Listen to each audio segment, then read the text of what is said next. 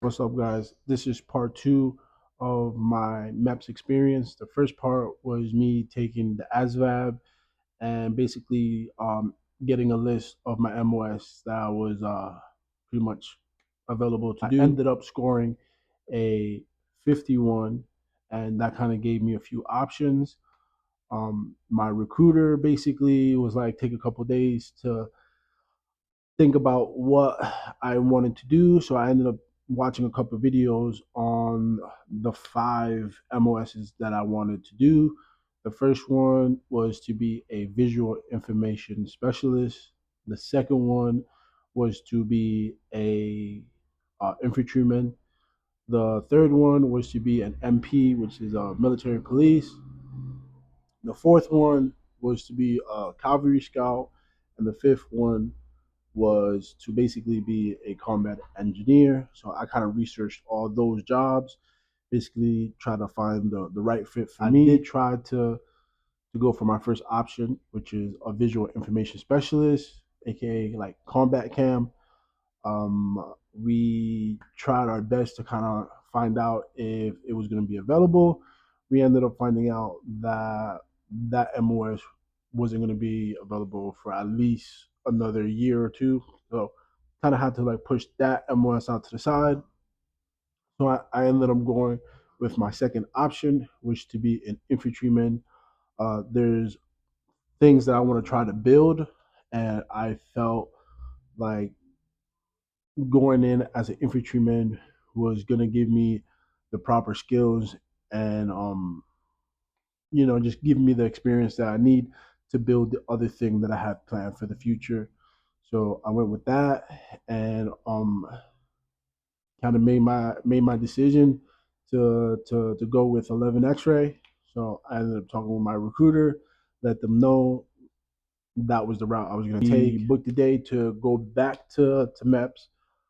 So obviously, to go to MEPS, you're gonna have to wake up super early. They asked me if I wanted to stay at the hotel again. Uh, they didn't want to choose that. They didn't want to stay at a hotel. So I told them that I was gonna, be there bright and early like last time. Same process. I had to turn off my phone, take off my watch, um, anything that I can use as a weapon or anything like that, I had to basically take it off and put it into the bucket, go through the whole metal detector again. Um, this time around, um, there was a lot more people. The second time around, there was a lot more people to do the physical than the first. Doing that, I got my name tag, um, basically stating that I am going to the U.S. Army. So I had to fall in line, and there was a group of us. Majority of the guys were between 18 and 24. There was another guy there that was about 37. He was 37. There was a female that was like 34, 33. She was there, and then it was me. So I was the third oldest at 30, and then there was another dude who was 27. So there was about like 4 or 5 of us that were kind of on the older age group, but majority of everyone was between 18 to 20. I would say 24. Between the age of 18 and 24. And they were very talkative. You can kind of see and like basically know what age they are just by how they were acting. So I mean, it was entertaining, but um, overall, it was just a bunch of high school kids and a bunch of college students as well. And I got to know a few of them. A few of them were pretty solid, not gonna lie. But the first thing we ended up doing, at least for me, um, we ended up getting our eyes checked. So I ended up going in, and I felt confident, even though I do wear glasses. I don't wear them for videos and all that because of the light and all that. So I don't want the light to be glaring. But I ended up um, taking my glasses in and was was doing pretty decent. And then obviously they knew that I wear glasses, so that was to be expected. But when it comes to like reading the letters and stuff like that, I got all of them right. And then we had to do the color blindness. I did end up being partially colorblind, but I was still eligible for the MOS that I did choose, which was an infantryman. So I was green on that. I was good on that. And then when I got out, the next one was to do the hearing. I ended up doing the hearing with a few other. There was like a little room, and there was a few like spots, and then there was like a small wall in between us, and we basically had to put the headphones on. And if we hear a ring on this side, we click. If we hear a ring on this side, there's another button there that we have to click or whatnot. I forget. It was a few, like 3 months ago. But anyways, we did that, and I passed that test, and then we had to go ahead. After that, they took us into a separate room, and I was like the third person into that room, but we needed to watch a video. But they weren't going to start the video until everyone was done with every station. So I ended up waiting for like maybe another 30 minutes in that room, started talking with a few people that was already there, learned that they were going to different branches. One was going to the Air Force, the other one was going to the Navy. There were some pretty solid dudes, and there were some chicks there too that were pretty cool. Oh, before we even watched the video, we had to take a breathalyzer test, basically see if anybody here has drank, you know, within 24 hours. The person that was basically giving us the rundown of how the rest of the day was going to go about. Um, Basically, I think the videos they were separate, but overall, altogether, the video lasted about 40 minutes. About 40 minutes, and once we finish that, or draw blood, and then we're gonna do the drug test, which everyone had to, pee in a cup. And she basically said that if those who've already used the bathroom, she suggests to go to the end. I used the bathroom early in the morning. I totally forgot that we was gonna do a drug test, and when I woke up that morning, I used the bathroom. So when we were there in that moment, I didn't have to go. So I was kind of worried about that. And then my main my main thought was, all right, like there's 30 of us, so I'm gonna just let all of them go, and by the time it's my turn, I should be able to go. And while I'm waiting, I'm gonna just try to drink as much water as I can. And there's only four individuals at a time, and there was a couple of them that they couldn't go the first time. And all you get is three tries. If you don't pass, if you don't pass, by your third try, you have to reschedule for a whole nother day. So that day is just a waste. If you don't use the bathroom your third try. So I try to avoid that. So I was like, I'm gonna just chug. You know what I mean? So I started drinking. My main focus was to drink as much water. But there was a dude next to me that kind of was just talking to me about what MOS I chose, what he chose, what his plans, him coming from college. So I started chatting up, and while we was chatting, I was forgetting that I need to drink water. So, like maybe 30 minutes into the conversation is when I got up and I started getting water. And I was like, I wish I had a huge bottle that I could have so I could just drink. But they were just giving us cups. So I had to keep getting up, getting water, keep getting up, getting water. So by like the 10th time that I got up to get water, I was a few I was maybe like 2, 3 turns away from blood drawn. And then that wasn't easy. There was a few people that were kind of nervous. The one dude ended up getting lightheaded, so he had to sit down.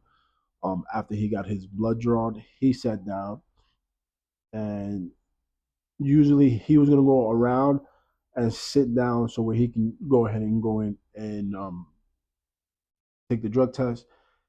That didn't happen for him because of how lightheaded he got. So he got his blood drawn, and then he ended up sitting on the other side of where we were sitting, which was basically almost right next to me. And you can kind of tell, like, um, he just need to get rehydrated, just chill for a little bit, and he should be good. But he ended up being good. Anyways, um, I went and got my blood drawn. So we ended up doing that. She sent me around the corner, which what everyone else was waiting for to do the drug test. So we ended up doing the drug test there, and then um, there was a few of us. There was maybe like six of us waiting. No, I'm not. Probably like seven to eight. I feel like seven is like the right number. But yeah, there was like seven of us, and you can only go four at a time. So since I still had to use the not use the bathroom, but I still had to drink water. So basically, I kind of just like sat a little bit further away, just just in case one of them was coming out, he can quickly take the seat that it was supposed to be mine, but I kind of just left it empty so they can go sit down and be done, and I can just keep on drinking water. So I ended up doing that, and then it kind of went down to my turn. I went in. There's an individual in there who kind of has to watch us take a piss. So that was another with me, kind of already not needing to take a piss to having another person there watching me take a piss. Um, that kind of added another layer of me not taking a piss. So the first time I actually failed and I couldn't take a piss. Just couldn't. Nothing was coming out. So I was like, yo, can I go back out there and drink water? You know. Meanwhile, um there was probably like three other dudes in there with me, four at a time. There's three other dudes. They took a piss easily. I was frustrated with myself. I was like, dang, I should have just waited. I didn't know. Now I'm in this situation that I kind of have to get myself out of, or kind of get myself through. If I want to join the military. So that was kind of frustrating. But I was like, I'm gonna just do whatever I can. And the one dude that was in there, he was like, when you're drinking water, just walk. So I was like, bet. I heard of that, so I'm gonna go ahead and do that. So I was just walking, and I stood there walking. I was gonna go back because you get three tries. So if I was gonna go back in there for the second time, I was gonna pass. I had my mind up. I'm not gonna take. I'm not gonna get all three tries and then fail. I'm gonna go back in there and I'm gonna pass the second time. So what ended up happening was me walking for nearly an hour drinking water. Everyone had already finished doing their drug test. I was there for maybe like 30 minutes after everyone else, but there was somebody else there walking with me, and there was another female who was there walking with me. So it was me, one other dude, and another female. We was walking, and we was basically trying to get ourselves to get into that moment where we actually have to use the bathroom. So I ended up drinking a lot, and I was like, all right, now I'm really feeling it because it's like I can't sit still. Like I have to use the bathroom. So I ended up doing that, passing my second time around, and then he basically gave us the green light. I had to sign some paperwork saying that it was my piss and that I didn't tamper with my pee, and that I did everything legally. Signed it. Had to sign the bottle that I peed in, and went on to the second part, or I should say, the main part, which was the actual physical. So I that was in a separate room, and then I was in that room with four other people. But luckily, I'm cool with that because while everyone else was kind of going into that room was pretty packed. There's 30 of us, and that room looked like you could only fill maybe 15, you know, at once.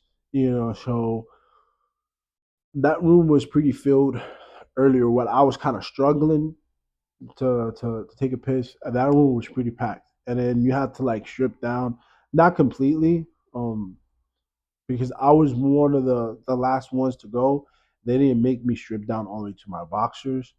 They made me take off my shirt. They made me take off my shoes and my socks, but the pants that I was wearing, they they let me wear. And plus I was wearing a collared shirt, so they said I could take off my collared shirt, take off my shoes and my socks, and I was able to keep my pants and my white T-shirt that I had on. I ended up saying with that, they checked my height, my weight, came out to 5'10". I was 250 pounds, which I know what it looks like. It sounds heavy, but when it came to the body fat percentage, your boy's good. I'm good. All right. So I ended up passing that. I was like, I'm good. I'm in the green. And then they made us do like different stretches, like putting our hands over our head, doing the little arm turns, and then they made us do the dog walk. They made us like with our legs straight, touch our toes, and kind of like hop on our toes and walk on our toes, and then kind of like lean back to our heels, and just basically making sure that we were all good and that if we were in weird positions, it wouldn't cause us any type of pain. So we was good on that. And then after we did all that, the four of us, because there was four of us left in the room, um, the doctor kind of called us individually and basically went down and basically explained, have we ever got injured? Have we ever had surgery? Or have you ever got diagnosed with depression? Or have you taken any medications that can interfere with my training and all that? I was good. I kind of told him I had a sprained ankle back in high school and all that. And he basically made me do a couple more different like exercises there. And your boy was good. And then the most awkward, the most awkward part was when he had to like tell me, all right, bro, pull down your pants, spread the ass cheeks. That was awkward. I'm not gonna lie. I was weird. I was hesitant to bend, but I ended up doing it. Quick check, 7 out. He knew I was feeling uncomfortable and all that. And basically was like, all right, checked it, you're good.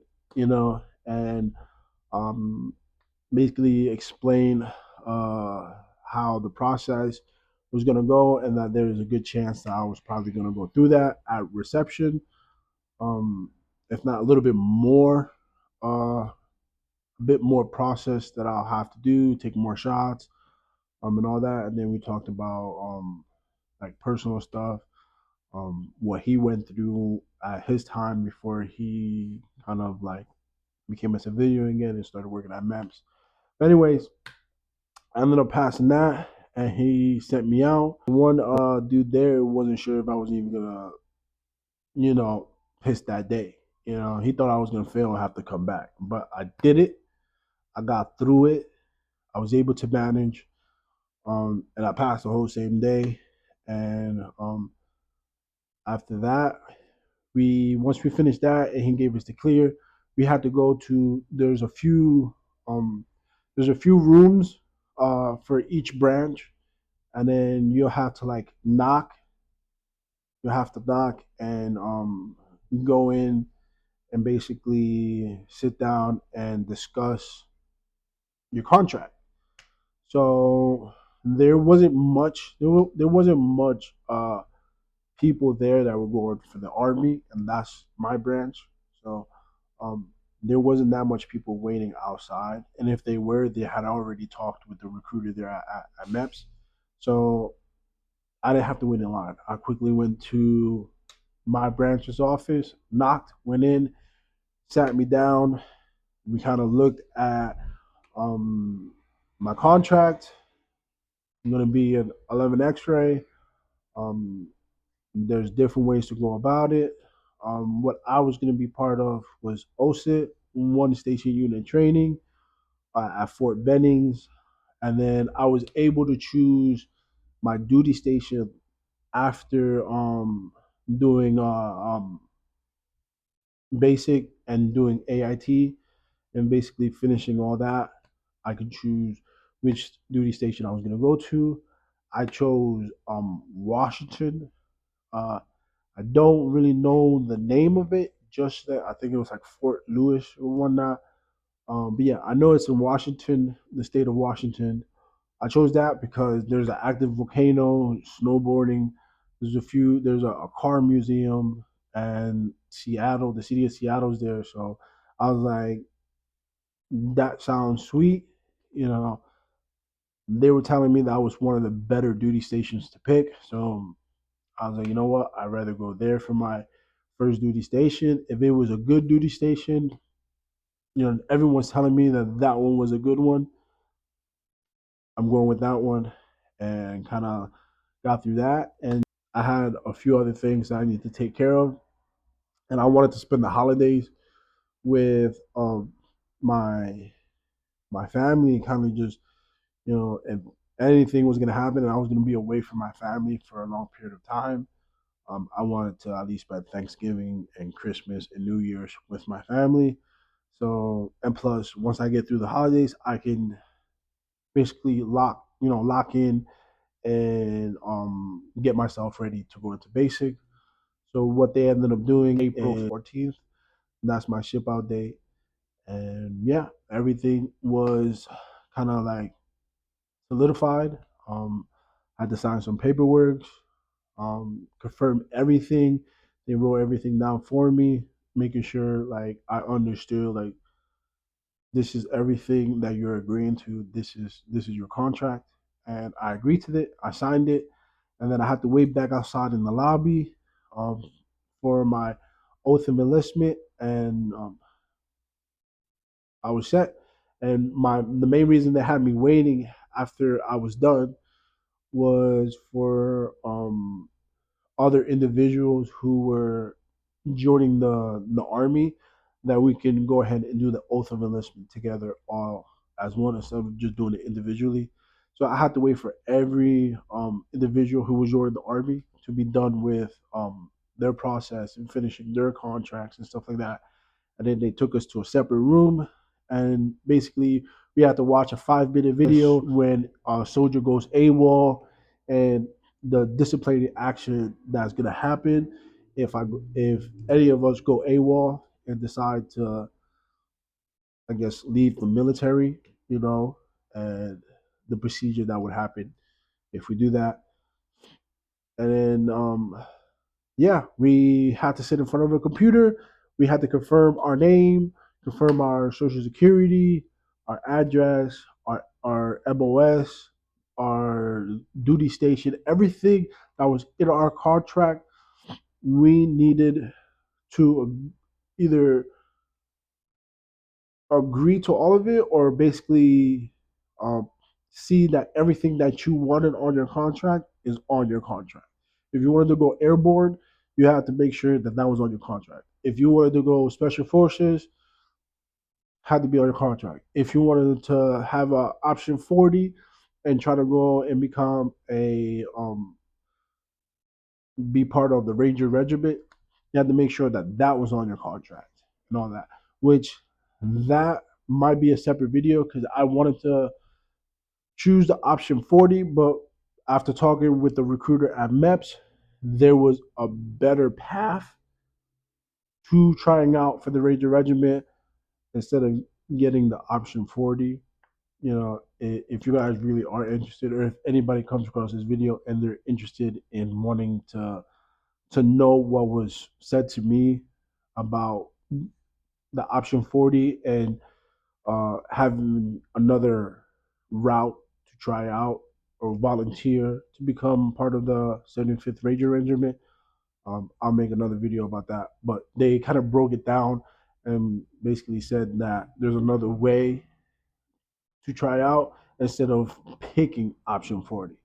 And the other option was slightly better, but there were some sacrifices behind it because there is a bonus if you choose the option 40.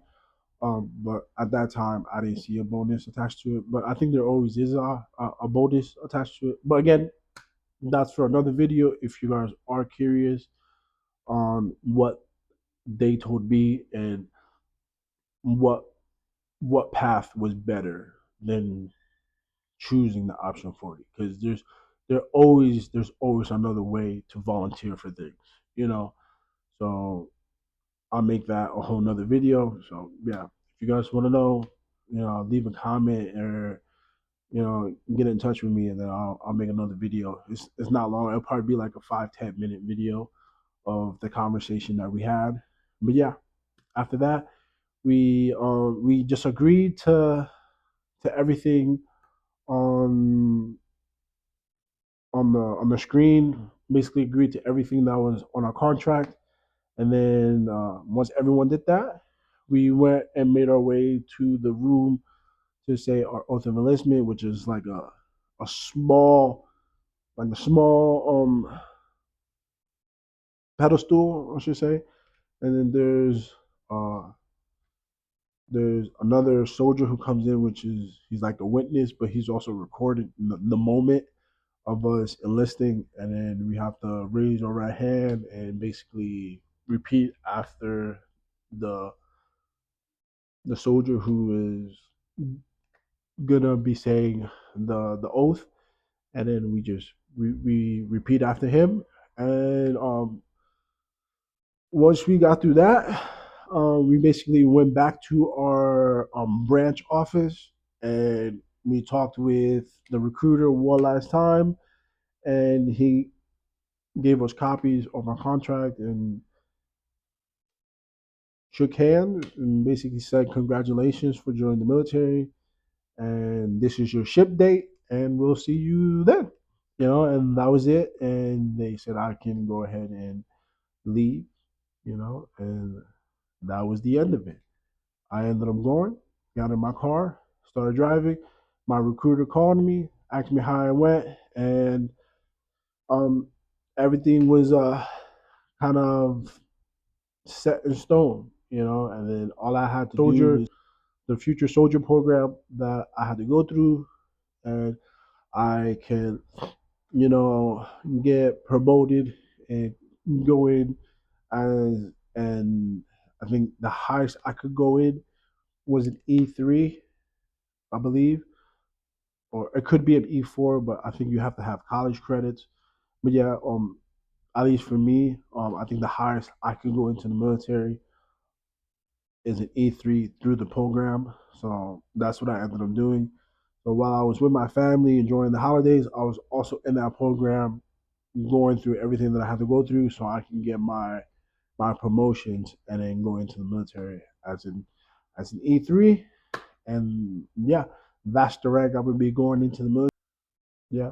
If you guys are interested in anything else, if you guys want me to kind of break down what I'm doing to get ready for MEPS or anything like that, if you guys are curious about anything, just let me know. If not, then this is it. And I'll see you in the next video.